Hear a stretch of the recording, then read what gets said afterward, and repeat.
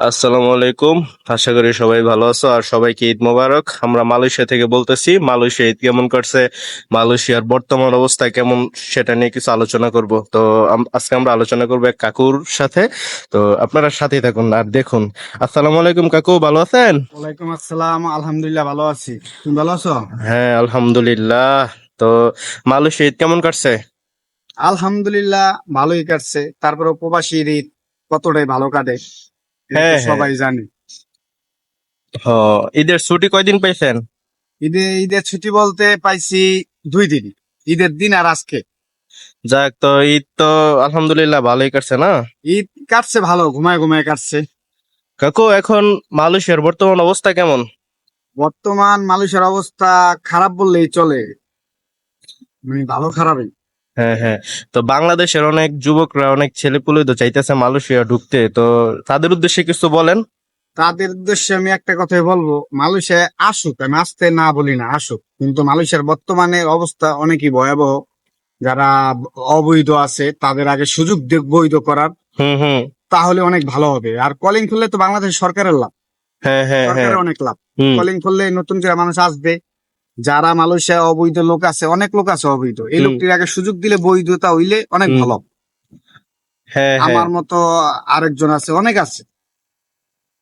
অনেক বাংলাদেশের অনেক পোলাপান তো আছে যে তারা মালয়েশিয়া আইসা তাদের ফ্যামিলিকে একটু দেখবে, এই তাদের বাবাকে আর কাজ করতে দিবে না, কত চিন্তা ভাবনা এখন। এত চিন্তা ভাবনা নিয়ে তারা মালয়েশিয়া ঢুকলে এটা কি ঠিক হবে? না, চিন্তা ভাবনা ভালো, কিন্তু মালয়েশিয়া যাই তুই এমন কোনো কথা না। হুম। অন্য কোনো রাষ্ট্রে যাও, রাষ্ট্র তো অনেক আছে, খালি কি মালয়েশিয়া আছে? না দুনিয়াতে না। দুনিয়াতে অনেক রাষ্ট্র আছে। হুম সিঙ্গাপুর আছে, সৌদি আছে, বাহরাইন আছে, কাতার আছে, কুয়েত আছে। এটা ভালো একটা কোম্পানি দেখে যাও। ভালো একটা কোম্পানি দেখে গেলে স্যালারিও মানলি পাইবো, হুম টেনশনও পাইবো না, হার্ড ওয়ার্কিং হইবো না, সুন্দর কাজ করতে পারবো। আর এইখানে মালয়েশিয়া যদি বর্তমানে আসে, দালালরা তো আনার জন্য চেষ্টা করবে, হুম অনেক চেষ্টা করবো, জানুক, আনলে তো দালালদের লাভ, বাংলাদেশের সরকারের লাভ। আর অনেকে তো আমার প্রতি রাগও করতে পারেন যে ভাই মালয়েশিয়া আপনি আছেন, আপনি কি জন্য এই কথা বলতেছেন। হুম হুম হুম কিন্তু বলার কারণটা হইলো যে আমি আইছি 1 বছর 5-6 মাস, আমি দেখতাছি পরিস্থিতি, দেখে আমি পরিস্থিতির শিকার। হুম হুম হুম।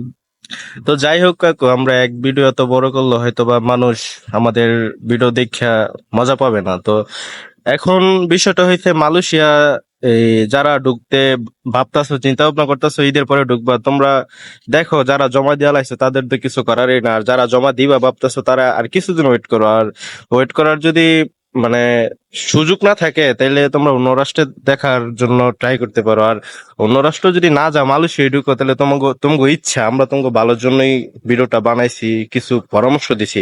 তো যাই হোক, এই সবাই ভালো থাকবা। আর নতুন নতুন শুরু করছি, বুঝতেই পারতেছো।